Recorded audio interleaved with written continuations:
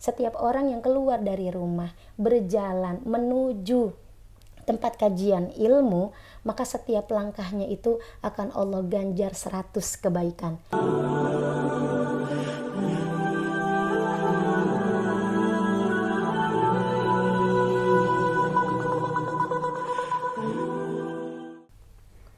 Assalamualaikum warahmatullahi wabarakatuh. Waalaikumsalam warahmatullahi wabarakatuh. Alhamdulillahirabbil alamin. Wa bihi nasta'in wa ala umuri dunya waddin. Wassalatu wassalamu ala asrofil anbiya'i wal mursalin Sayyidina Muhammadin wa ala alihi wa sahbihi ajma'in, amma ba'du. Puji serta syukur kehadirat Allah Subhanahu wa ta'ala atas limpahan rahmat, karunia serta hidayahnya. Sholawat serta salam tidak lupa kita curahkan, kita limpahkan kepada baginda Nabi besar Nabi Muhammad Sallallahu Alaihi Wasallam. Insya Allah kita semua mendapatkan syafaatnya di yaumil akhir nanti. Amin amin ya rabbal alamin. Apa kabar mitra GIC? Jumpa lagi dalam program yang sangat luar biasa, yaitu program Mutiara Al-A'la. Kali ini bersama saya Umi Fatimah dan juga narasumber Uminda Ustazah Hajar Romaita M.Sos. Insya Allah kali ini kita akan membahas tema yang sangat menarik, yaitu 3 spirit pribadi muslimah solihah di zaman now. Alhamdulillah narasumber sudah hadir bersama saya. Baik mitra GIC, langsung saja kita sapa narasumber kita pada hari ini. Beliau adalah salah satu alumni Tamhidul Mubalighah angkatan pertama di Yayasan Mutiara Al-A'la, Jakarta Islamic Center. Beliau juga memiliki Yayasan Tahfizul Quran, yaitu Yayasan Daruzen Abdurrahman Mulki yang berada di Rorotan, Jakarta Utara. Baik mitra, langsung saja kita sapa narasumber kita. Assalamualaikum Umi. Waalaikumsalam warahmatullahi wabarakatuh. Apa kabar Umi? Alhamdulillah sehat Ustazah Fatimah. Baik Umi, sebelum kajian kita mulai, bisakah Umi menceritakan hal apa saja dalam sehari-hari yang Umi lakukan? Alhamdulillah kegiatan sehari-hari tidak lepas dari belajar dan mengajar tentunya. Di rumah juga kita punya majelis taklim kaum ibu setiap hari Rabu. Juga ada TPA, ada 6 kelas. Alhamdulillah muridnya lebih dari 150 orang. Dan juga saya mengajar di beberapa majelis taklim di sekitar Rorotan. Alhamdulillah. Masya Allah. Baik mitra GIC, sebelum kita memulai dalam pembahasan kita, marilah sama-sama kita fokuskan hati kita mendengarkan mutiara hikmah, butiran-butiran ilmu yang akan disampaikan oleh narasumber kita pada hari ini, Uminda Ustazah Hajar Romaita M.Sos. Kepada beliau disilahkan. Silahkan Umi. Terima kasih banyak Ustazah Fatimah. Bismillahirrahmanirrahim. Assalamualaikum warahmatullahi wabarakatuh. Waalaikumsalam warahmatullahi wabarakatuh. Alhamdulillahilladzi faddalana bil ilmi wal amal ala sairil alam. Wassalatu wassalamu ala sayyidina wa maulana Muhammadin khairil anam wa ala alihi wa ashabihi wa man tabi'ahu ila yaumiz ziham. Allahumma ja'alna min khiyari ummatihi wa min ahli syafa'atihi birahmatika ya arhamar rahimin. Farabbi shrah li sadri wa yassir li amri wahlul 'uqdatam min lisani yafqahu qawli. Subhanaka la ilma lana illa ma 'allamtana innaka antal alimul hakim wa tub 'alaina innaka antat tawwabur rahim. Allahumma iftah 'alaina futuhal 'arifina bihikmatika وانشر علينا رحمتك وذكرنا ما نسينا يا ذا الجلال والإكرام ربنا افتح بيننا وبين قومنا بالحق وأنت خير الفاتحين. Amin ya rabbal alamin. Mitra GIC yang dirahmati Allah, mudah-mudahan kita senantiasa dalam lindungan Allah dan tetap bahagia dan semangat. Amin ya rabbal alamin. Alhamdulillah saat ini kita dipertemukan dalam forum yang luar biasa yang Masya Allah, yaitu Mutiara Al-A'la. Mudah-mudahan forum ini menjadi sebuah wasilah bertambahnya kebaikan dan menjadi saksi untuk memberatkan timbangan kebaikan kita nanti di Yaumil Mizan. Amin. Hari ini insya Allah kita akan membahas 3 spirit atau 3 semangat yang insya Allah harus dimiliki oleh seorang muslimah agar menjadi sosok wanita yang dicintai Allah, yang dicintai Rasulullah, baik di zaman baik sekarang sampai akhirat nanti. Kata muslimah itu adalah sebuah kata yang disematkan untuk wanita yang memiliki keimanan kepada Allah dan Rasulullah Muhammad Sallallahu Alaihi Wasallam. Dan dengan keimanan tersebut akan menjadi pembeda antara wanita muslimah dengan wanita-wanita lain yang bukan muslimah. Akan tetapi keimanan tersebut bukan hanya diyakini dengan hati saja. Seorang muslimah pun dituntut untuk bisa mengimplementasikan, mengejawantahkan keimanannya dalam setiap bentuk gerak-geriknya, baik dari segi sikap, pola berpikir, bahkan dalam mengambil sebuah keputusan, itu pun harus berdasarkan iman kepada Allah, iman kepada janjinya, percaya terhadap janjinya, takut terhadap ancamannya, pun penuh harap terhadap balasan yang Allah persiapkan untuk hamba-hambanya sebagai ganjaran dari setiap amal perbuatannya di muka bumi ini.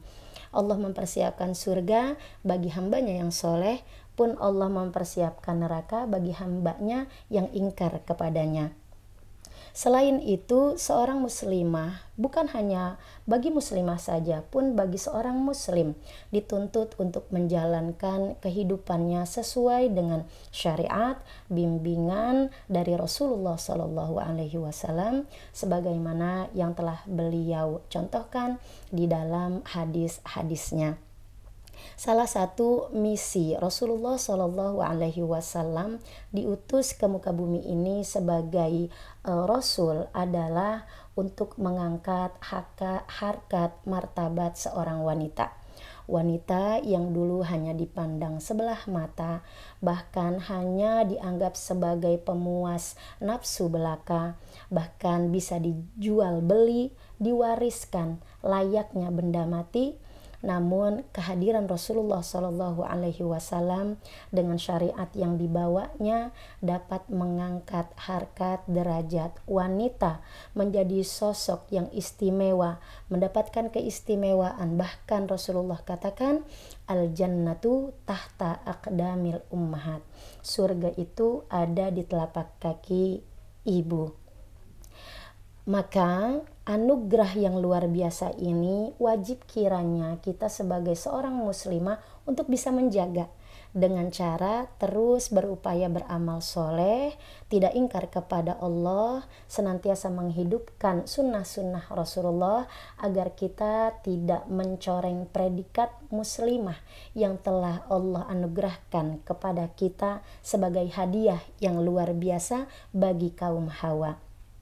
Namun nampaknya hari ini kita lihat Ustazah Fatimah dengan perkembangan media sosial, perkembangan zaman yang luar biasa pesat, nampaknya zaman turut andil dalam melakukan atau membuat perubahan sosial kultural dalam muslimah zaman sekarang ini, ya.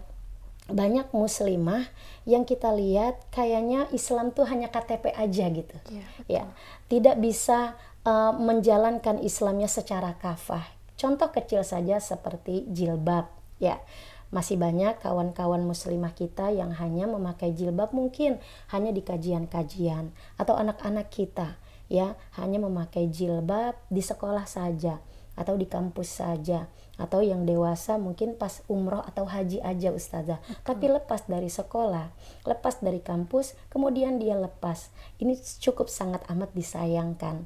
Kenapa hal tersebut bisa terjadi? Tentunya karena adanya ketidakpahaman tentang ajaran agama secara mendalam, kurangnya belajar, kurangnya siraman ilmu, kurangnya siraman rohani yang dapat memperkuat keimanan hingga bisa melaksanakan syariat Islam secara kafah. Insya Allah nanti kita akan membahas bagaimana 3 spirit, 3 semangat yang insya Allah bisa menjadi wasilah kita menjadi muslimah yang baik di mata Allah dan membanggakan Rasulullah SAW kelak. Amin ya rabbal alamin. Amin ya rabbal alamin. Baik Ustazah, bagaimana caranya kita menjadi muslimah terbaik di zaman sekarang, sementara zaman sekarang mengikuti zaman yang modern? Ya. Gimana Ustazah? Bismillah, insya Allah saya ambil 3 poin saja. Sebenarnya banyak Ustazah wasilahnya untuk kita bisa menjadi baik. Saya ambil di saat ini 3 saja. Yang pertama tentu ilmu. Seorang muslimah ya dituntut untuk harus semangat mencari ilmu. Sebab ilmu itu menjadi kebutuhan pokok kita sebagai manusia untuk bisa melaksanakan kehidupan di muka bumi ini. Ya, kalau kata Imam Syafi'i, man arada dunya fa'alaihi bil ilmi wa man aradal akhirah fa'alaihi bil ilmi wa man aradahuma fa'alaihi bil ilmi. Siapa yang ingin menguasai dunia, maka kuasai ilmunya. Bagi siapa yang ingin bahagia akhiratnya, maka kuasai ilmunya. Dan siapa yang ingin bahagia di kedua-duanya, harus dikuasai pun ilmunya. Coba kita lihat, kita perhatikan firman Allah yang berbunyi, A'udzubillahi minasyaitonirrajim. Wa 'allama Adamal asma'a kullaha, tsumma 'aradahum 'alal malaikah, qala anbi'uni bi asma'i haula'i in kuntum shadiqin. Perhatikan apa yang Allah berikan kepada Nabi Adam ketika Allah pertama kali menciptakan manusia pertama di muka bumi ini. Allah tidak memberikan seperti harta, tahta dan yang lainnya atau kedudukan, tapi Allah memberikan ilmu. Allah memberikan asma, ya, menurut Imam Ad-Dahhak ya meriwayatkan dari Ibnu Mas'ud yang dikatakan tafsir dari asma itu adalah nama-nama benda-benda langit. Ada juga yang mengatakan, yang menafsirkan itu nama-nama hewan atau nama-nama benda-benda yang ada di muka bumi ini seperti gunung, laut, dataran dan sebagainya. Nama-nama hewan seperti unta, kuda dan lainnya.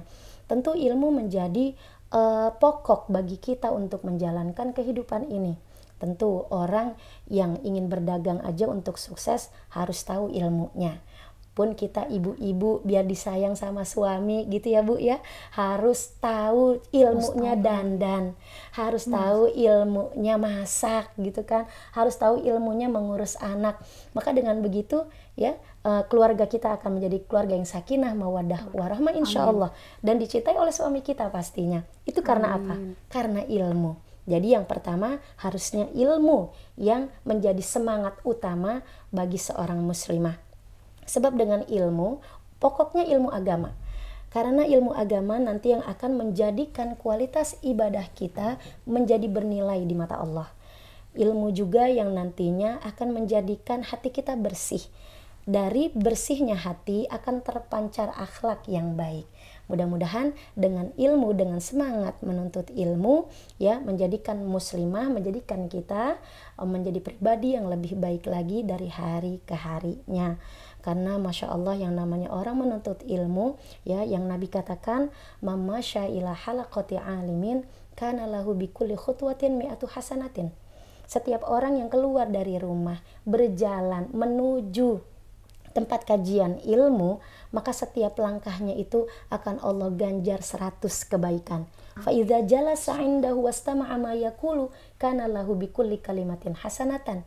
Dan jika dia sudah sampai di tempat kajian tersebut, mendengarkan perkataan guru-guru kita, para mubalighah kita menyampaikan ilmunya, dalam setiap kalimat yang keluar, dalam setiap kata yang keluar dari mulut guru kita, akan Allah ganjar 1 kalimat. Tentunya guru kita ya sudah banyak tuh kalimat yang keluar. Insya Allah itu semuanya kebaikan-kebaikan yang Allah gandakan dan bernilai di sisi Allah. Itu yang pertama, kita harus memiliki semangat mencari ilmu. Yang kedua, semangat mengerjakan amal soleh.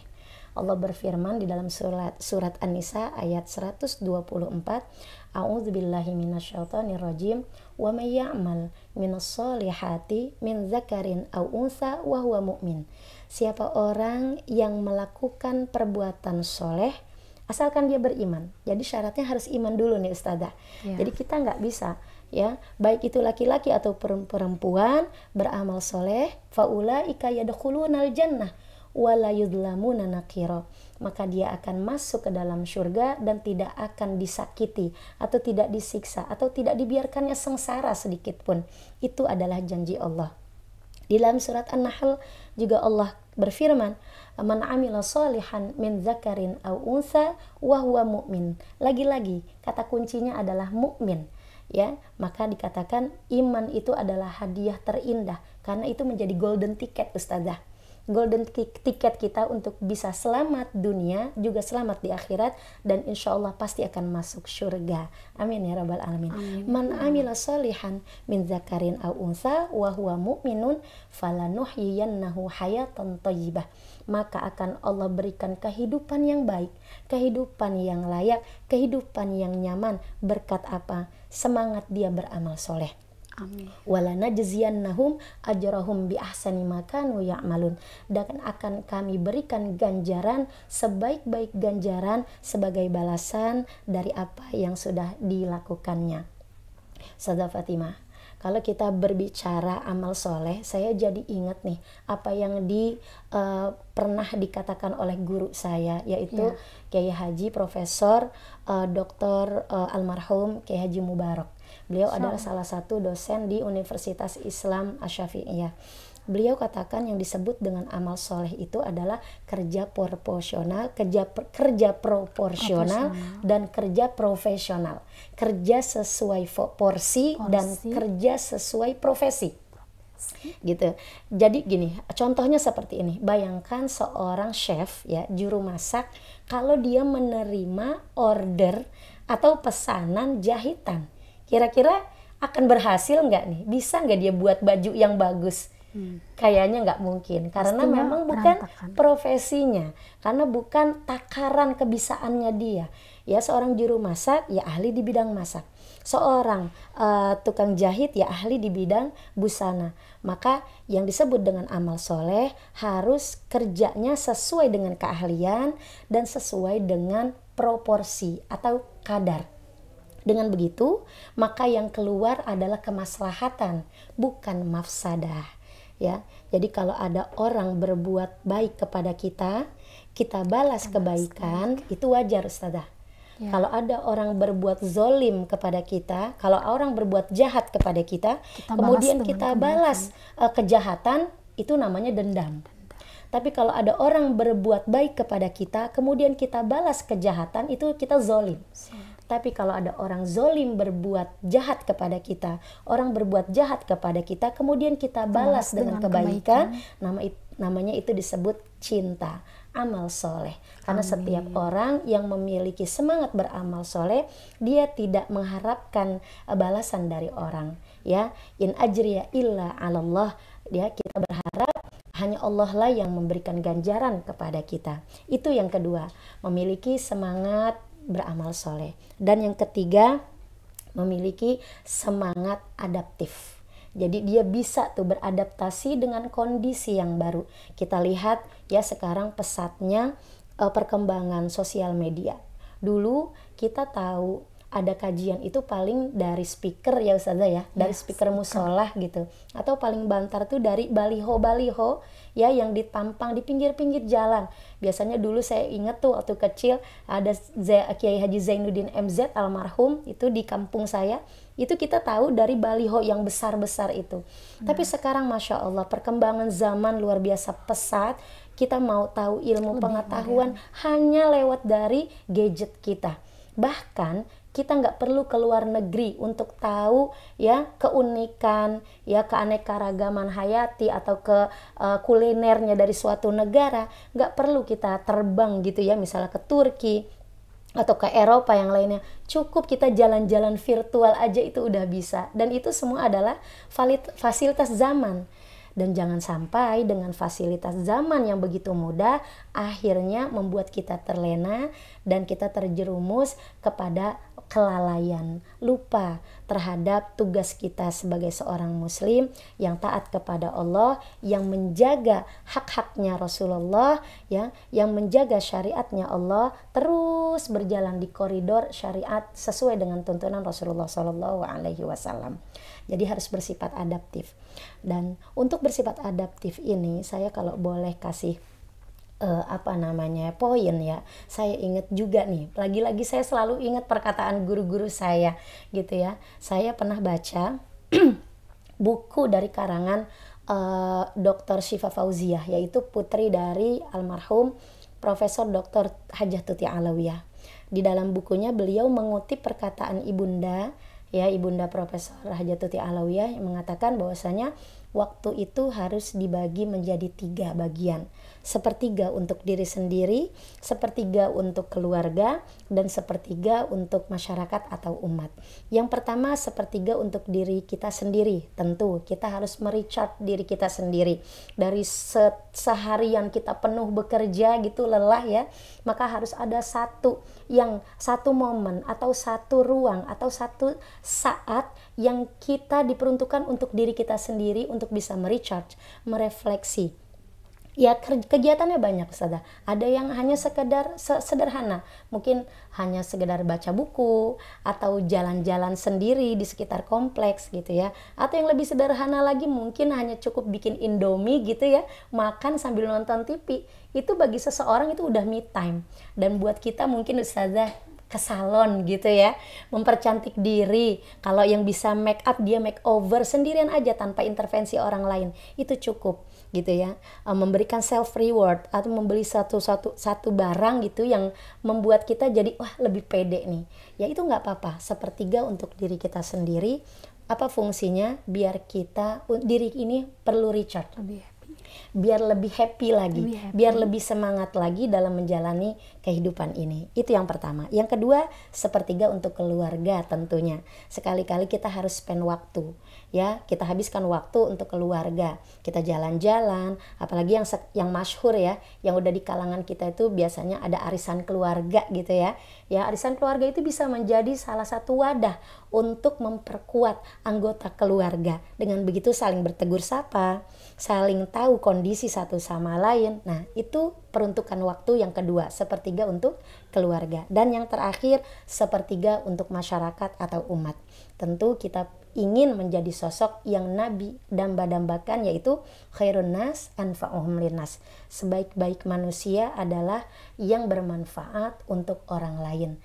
Pasti karena kita adalah sosok manusia, makhluk sosial, maka kita juga harus bersosialisasi dengan orang lain. Jangan kita sibuk ya mengaktualisasi diri sendiri, memperkaya diri sendiri gitu ya, mempercantik diri sendiri, pinter sendiri-sendiri gitu ya, tapi kita nggak share itu dengan orang lain. Ya jangan. Maka kalau bisa sepertiga ini harus ya kita tunjukkan bahwasanya kita ada itu sebagai khalifah yang dititipkan amanat oleh Allah untuk bisa menyuburkan menghidupkan, memakmurkan bumi ini dengan yang positif, dengan yang baik. Jadi 3 itu ya, sepertiga untuk diri sendiri, sepertiga untuk keluarga, dan sepertiga untuk masyarakat atau umat. Baik Ustazah, berbicara tentang tadi yang kita bahas, di Islam ini ada wanita yang bisa kita jadikan role model. Role model, Masya Allah. Kalau berbicara role model, contoh yang bisa kita jadikan contoh gitu ya Ustazah ya. Saya kutip surat At-Tahrim ya. Dalam surat At-Tahrim ayat 10, 11 dan 12. Di situ Allah berfirman, A'udzubillahi minasyaitonirrajim. Daraballahu mathalan lilladzina kafaru imra'ata Nuhin wa imra'ata Lut. Allah memberikan permisalan, Allah memberikan contoh dari golongan orang-orang kafir. Siapa dia? Imra'ata Nuh, yang pertama istrinya Nabi Nuh. Yang kedua imra'ata Lut, yaitu istrinya Nabi Lut. Kanata tahta abdaini min ibadina shalihaini. Sesungguhnya 2 wanita tersebut di bawah penguasaan, di bawah bimbingan, di bawah ajaran dari 2 orang hamba Allah, yaitu Nabi Nuh dan Nabi Lut. Dua-duanya soleh, Masya Allah, Nabi, sekelas Nabi. Tapi apa yang terjadi? Fakhonatahuma. Bisa dia berkhianat kepada suaminya yang sudah jelas-jelas solehnya, Masya Allah, setara Nabi. Kita masyhur ya cerita istrinya Nabi Nuh yang bisa mempropaganda anaknya Kan'an hingga akhirnya ingkar kepada ayahnya, dan akhirnya apa yang terjadi? Allah tenggelamkan.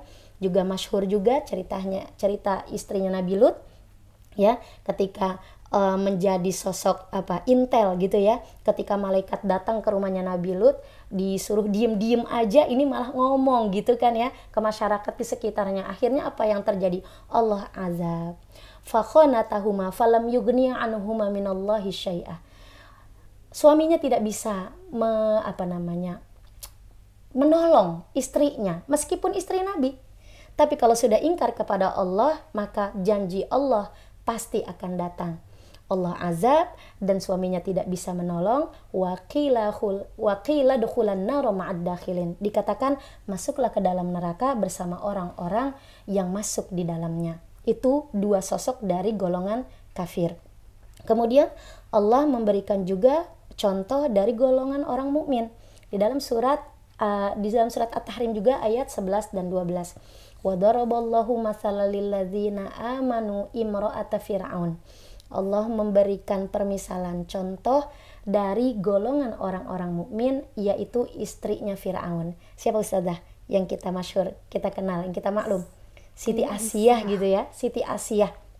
Masya Allah, beliau adalah sosok istri yang sangat amat teguh memegang keimanannya. Dipaksa, penuh tekanan untuk mau beriman kepada Fir'aun, tapi beliau tetap memegang teguh keimanannya. Asyhadu alla ilaha illallah, hanya Allah lah yang patut disembah. Idh qalat rabbi bnili 'indaka baitan fil jannah. Beliau berdoa kepada Allah, ya Allah, jadikanlah atau buatkanlah aku istana di surga di sisimu. Wa najjini min fir'auna wa amalihi. Dan selamatkanlah aku dari Fir'aun dan perlakuannya dan amalnya. Wa najjini minal qaumiz zalimin. Dan selamatkanlah aku dari perbuatan orang-orang zalim. Yang pertama yaitu Siti Asiyah, istrinya Fir'aun. Yang kedua, wa Maryam bnata Imran allati ahsanat farjaha. Misal yang kedua dari golongan orang mukmin yaitu Allah ambil adalah Bunda Maria, di mana kita tahu Siti Maryam wa Maryam binti Imran adalah bunda dari Nabi Allah Isa alaihi salam. Allati ahsanat farjaha, yang disucikan, yang dijaga kesuciannya. Wa nafahna fiha min ruhina, yang kami tiupkan ruh penciptaan kami ke dalamnya hingga terciptalah Nabi Isa alaihi salam. Wa sadaqat bi kalimati rabbiha wa kutubihi wa kanat minal qanitin. Dan dia mempercayai, membenarkan kalimat-kalimat Tuhannya dan kitab-kitabnya. Wa kanat minal qanitin, dan sungguh ibunda Maryam termasuk golongan orang-orang yang qanitin, orang-orang yang patuh dan taat. Wa qala Rasulullah sallallahu alaihi wasallam, hasbuka min nisa'il alamin. Rasulullah sallallahu alaihi wasallam bersabda, cukuplah bagimu wanita-wanita di seluruh alam ini. Yaitu siapa? Yang pertama, Maryam bintu Imran. Ibunda Maryam, ibunda Nabi Allah Isa alaihi salam. Yang kita tahu begitu terjaga kesuciannya. Dan yang kedua, Khadijah bintu Khuwailid, istri Rasulullah sallallahu alaihi wasallam yang tegar dan kokoh mendukung dakwah Rasulullah sallallahu alaihi wasallam.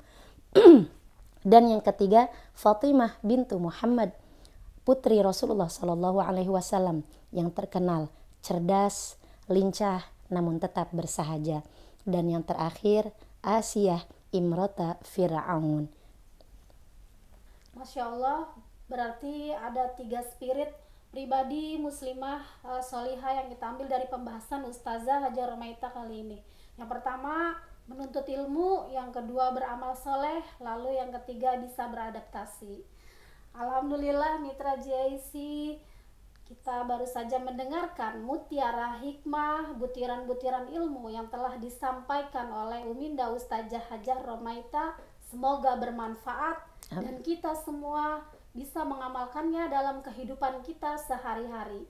Menjadi muslimah yang terbaik dan terus istiqomah.